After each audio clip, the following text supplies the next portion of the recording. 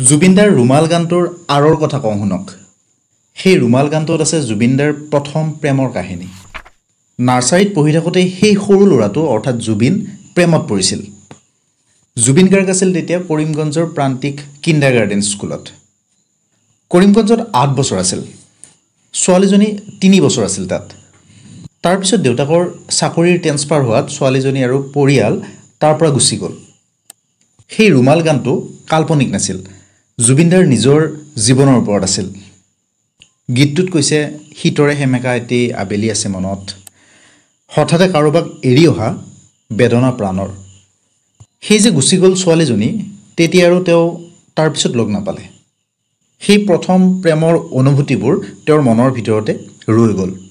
তাৰপিছত দেউতাকৰ চাকৰিৰ সূত্ৰে কৰিমগঞ্জৰ পৰা আহি যোৰহাট, তামোলপুৰ এনেকৈ বিভিন্ন ঠাইত থাকি পিছত পালেহি গুৱাহাটী।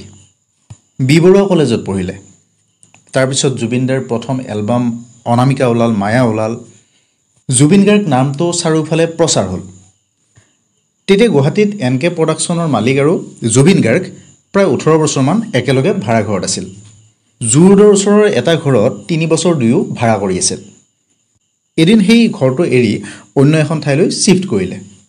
সেইদিনা যিদিনা ৰুমটো সলনি কৰিছিল, বস্তু বাহিনী লৈ ওলাই অহাৰ সময়ত গম পালে যে সেই সৰু কালতে লগ পোৱা প্ৰেয়সীগৰাকী সেই ঘৰটোৰ ওচৰৰে ঘৰ এটাত থাকে।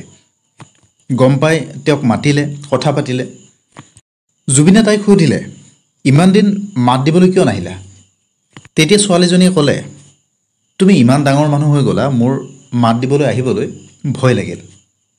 কিজানি তুমি মোক চিনি নোপোৱা। সেই প্ৰথম প্ৰেমৰ স্মৃতিতে জুবিনদাই গাইছিল সেই ৰুমাল গীতটি। ৰুমালৰ ভাজত স্মৃতিৰ ৰেঙনি, ৰুমালৰ ভাজে ভাজে দুখৰ বিননি। ৰুমালত কাহিনী, ৰুমালত জীৱনী, ৰুমালত হুমুনিয়া, ৰুমালত উচুপনি।